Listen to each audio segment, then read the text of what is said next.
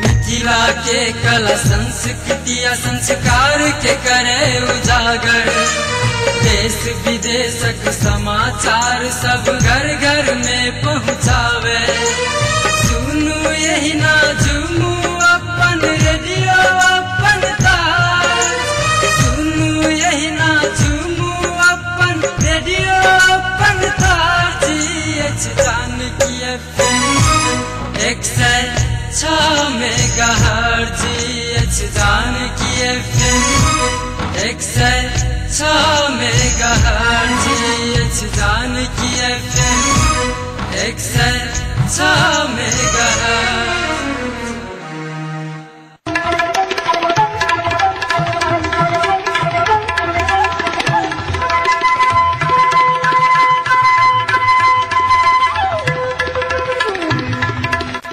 नमस्कार, Janaki FM 106 megahertz Janaki समाचार में अपने के स्वागत है। शिरादन से सुनल जाओ समाचार।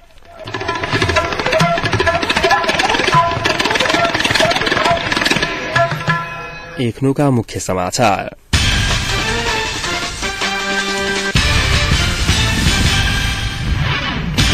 नेकपा माओवादी के बैसार सम्पन्न, पत्रकार थापा के हत्या के स्थलगत अनुसंधान के लिए पुलिसक टोली दैलख में। पानी वितरण होने भेला के कारण सर्लाही के उपभोक्ता सब मड़का में महतरी के बर्दीवास में पॉकेट मार सभा बिगबिगी। पीसीएफ शिक्षक सब द्वारा आई धुनसा जिला शिक्षा कार्यालय में धरना। आज सिरहा पुलिस द्वारा लागू औसत सहित एक गुट पकड़ाव।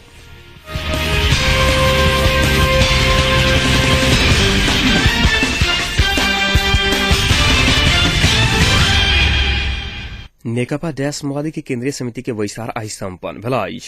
पार्टी कार्यालय बुद्धनगर में बैसल बैसार में महाधिवेशन के समीक्षा करे तय कल गेल कार्यक्रम अनुसार आ नीति कार्यक्रम कार्यान्वयन विषय में छलफल कर बैसार बैसल। एहि संदर्भ में कल फेर से छलफल हैत जनाओल गेल। संगे बैसार से नेता सभा कार्य विभाजन आ बाँकी रहल 8 सदस्य मनोनयन विषय में समेत छलफल भेल नेता सब जनौलक। कल बैसार भोर 11 बजे बैसत एक गोटे नेता जानकारी देने छलखिन।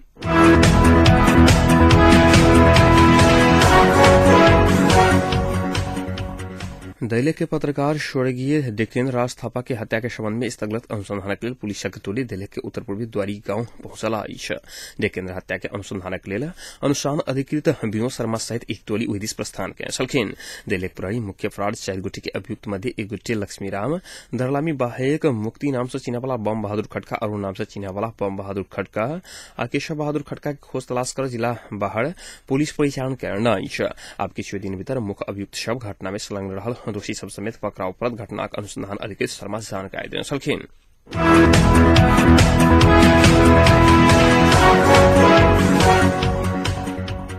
सर्लाही पत्थरकोट आ लालबंदी खानेपानी आयोजना से एक हफ्ता से पानी वितरण नहीं भेला कारणे 7 से उपभोक्ता सब मड़का में पड़ल। आयोजना से पानी वितरण नहीं भेला से लालबंदी आ पत्थरकोटक उपभोक्ता सब समस्या पड़ल।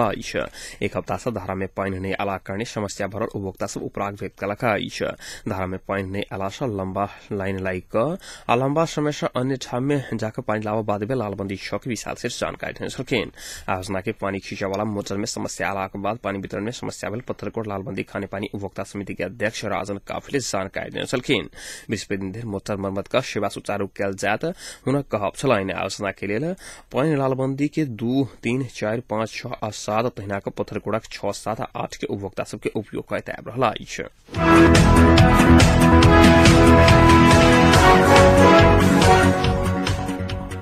महतरीक बर्दीवास बाजार में किछु समय एम्हर से पॉकेट मार सबक बिक्री देखल गेल।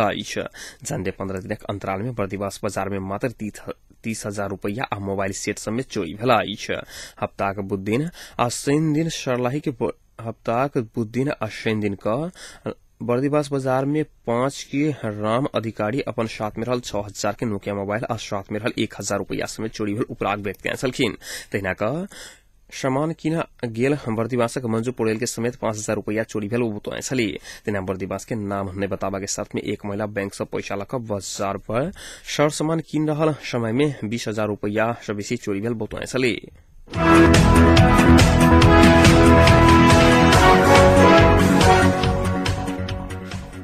महानायक राजेश समाल नेपालक राजनीति सुधारक नेता सबके अगुवा पर बुतुआ सलखिन। जनता जिम्मेदार दक पुत्र नेता सबके आब राजनीति में सुधार लावा के लिए अपने से अक्सर होकर बुतुआ सलखिन। सर्लाही के हरिवन में आई भेल पत्रकार सम्मेलन में हमाल नेपालक राजनीति में चाइक रखना सब सचेत नागरिक के कर्तव्य रहल बुझने सलखिन। अपने एखन राजनीति में प्रवेश नहीं करब बतबितो भविष्य में ओहि में लाग के संभावना रहल बुतुआ सलखिन।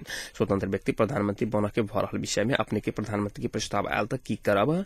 संचार मंत्री के जिज्ञासा में वो आम नागरिक के आम नेपाली के इच्छा भेल त चुनौती स्वीकार करल लेल अपने तैयार रहल बुतुआ सलखिन।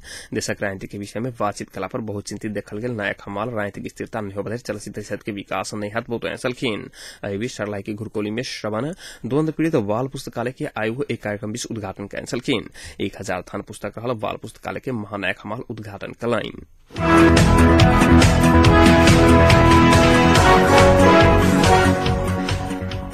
मुस्लिम धर्मावलंबी सभा के इस्लाम धर्मक प्रवक्ता हजरत मोहम्मद सल्लल्लाहु अलैहि वसल्लम के जन्मदिन मनावा के तैयारी जोर तोड़ के संग भ रहल अछि।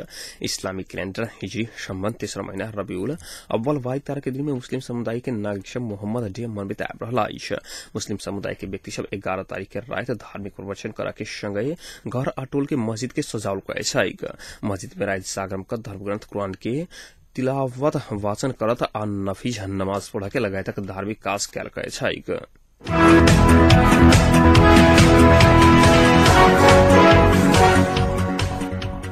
पीसीएफ शिक्षक संघर्ष समिति आई जिला शिक्षा कार्यालय धनुषा में धारणा देलक अछि। नेपाल पीसीएफ शिक्षक समिति केंद्र के निर्देशन अनुसार आई देशक 75 जिला में जिला शिक्षा कार्यालय में जाकर धारणा देने केंद्रीय सदस्य विनोद प्रसाद रोहिता जानकारी देने सलखिन। रोहिता देने जानकारी अनुसार आंदोलनरत पीसीएफ शिक्षक के पूर्व निर्धारित कार्यक्रम अनुसार कहियो जिला शिक्षा कार्यालय में धारणा दिल जात। आज धारणा भोरे 10:30 बजे से बेरिया 4 बजे धरि दिल गेल छल।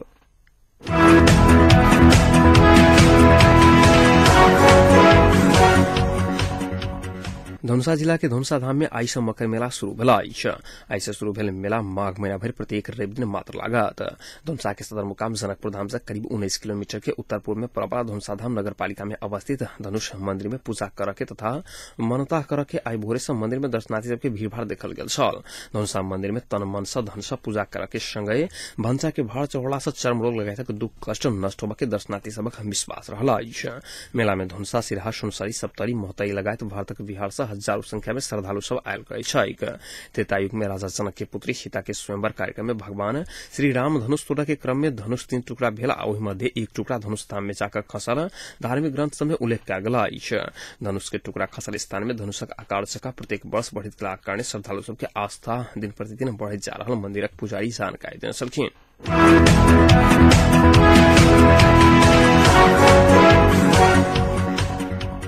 लागू अशद करेक सहित एगोटे के सिरहा पुलिस पकड़ाव कलक अछि। सिरहा पिपरा 5 के शमशेर बहादुर काकी के सिरहा पुलिस पकड़ाव कए छल। भारतक लोकहास सप्तरी दिस करेक लका जा रहल अवस्था में इलाका पड़े कारण महेश्वरी से खटल पुलिसक टोली कार्की के सखुवा कनकार कट्टी 6 स्थित वलदान नदी से पकड़ाव कए छल। पकड़ाव पड़ल कार्की के संग से 280 टा करेक्स बरामद कयल गेल। जिला प्रहरी कार्यालय सिरहा प्रमुख विक्रम गुरुङ जानकारी देने छलखिन।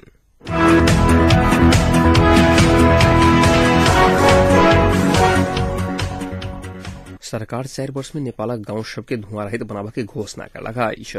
प्रधानमंत्री डॉक्टर बाबूराम भट्टराई नेपालक आब सब घर के धुआं मुक्त करके अभियान शुरू कयल गेल बतौने छलखिन। सन 2017 धरि में नेपालक सब घर धुआं मुक्त बनावा के सरकारी योजना से सेहो पहल शुरू कयल जात प्रधानमंत्री भट्टराई बतौने छलखिन। नवीकरणीय ऊर्जा मिल के काठमांडू के भूमि मंडप में उद्घाटन कर प्रधानमंत्री भट्टराई नेपाल में ऊर्जा संकट कम कर नवीकरणीय ऊर्जा महत्वपूर्ण भूमिका खेला सकत बतौने छलखिन। नेपाल में विद्यमान ऊर्जा संकट समाधान के लिए सरकार कोनो कसर बाकी नहीं रखत प्रधानमंत्री के कहब छलैन।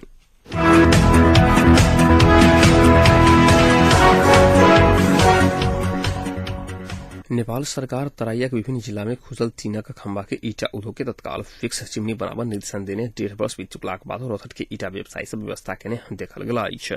टीन के खंबा रहल ईटा उद्योग के कारण रथट के वन विनाश होइत आयल स्थानीय वासी सब उपराग व्यक्त कलक अछि। फिक्स चिमनी से ईटा उत्पादन भेला से जारिन के सट्टा कोयला प्रयोग भेला कारण सरकारी निर्देशन पालन नहीं करबला सबके तत्काल कार्रवाई करे में संबंधित निकाय आनाकानी केने छै। घरेलू तथा सणा उद्योग कार्यालय गुर के मिली भगत में 1 जिलाक विभिन्न स्थान में घरेलू तरीका से टीनक खंबा में जारिन के प्रयोग भ रहल ईटा उद्योग संचार में रहल अछि।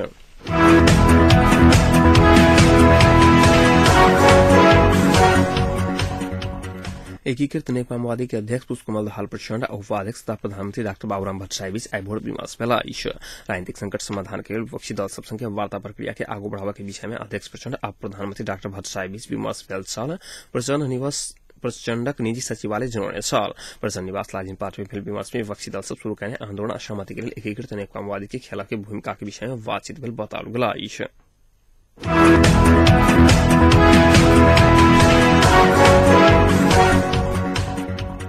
नेपाली कांग्रेस केन्द्रीय सदस्य नवीन राज जोशी एकीकृत नेकपा माओवादी लोकतंत्र के खिलाफ में लागल आरोप लगाए छलखिन। वो लोकतंत्र आधार सब एक के बाद एक खसबैत सर्वसत्तावाद दिश लगला से एकीकृत नेकपा माओवादी लोकतंत्र के खिलाफ में रहल प्रश्न बेल बताए छलखिन। आई भुजबल में आयोजित पत्रकार भेटघाट कार्यक्रम में वैध नेता जोशी एकीकृत नेकपा माओवादी नेतृत्व के सरकार निर्वाचन कराबा नहीं सकत ठोकवा कहे छलखिन। वो माओवादी जनता सब बहिष्कृत होबा के अवस्था में पहुंचल से हो बताए छलखिन।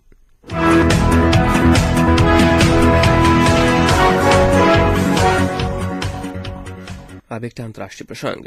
सीरिया के विदेश मंत्री वालिद मुलेम्मम नया सरकार गठन के लिए विपक्षी राष्ट्रपति दल सबके हथियार छोड़कर वार्ता में अब आग्रह करेंगे। सीरिया में विपक्षी हस्तक्षेप के विरोध कलकता विरोधी सबके सेहो सरकार में समावेश कर सका के मुवाले के कहब छलाइन। मुदा राष्ट्रपति बशर अल असद के बारे होवला कोनो भी विमर्श सरकार के अमान्य हेबाक बताओल गेल। National coalition for Syrian revolution Syria के सबसे पैघ हथियारधारी विद्रोही संगठन रहला।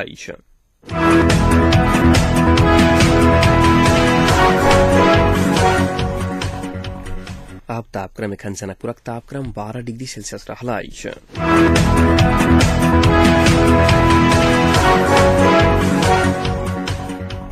प्रमुख समाचार अंत में पुनः एक बेर फेर छ।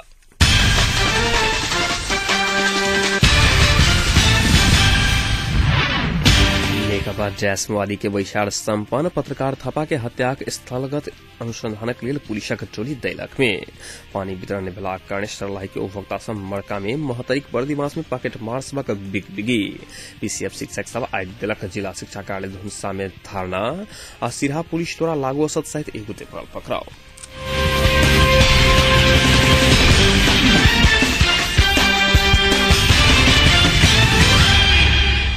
अहिक संग आज जानकी समाचार एतै सम्पन्न होते समाचार कक्षक संपूर्ण सहकर्मी के संग हमरा सन आज्ञा चाहब। समाचारक दोसर बुलेटिन के संग काल्हि भोर उपस्थित रहबेटा करब। ताहे सुनि जान के FM 106 मेगाहर्ट्ज।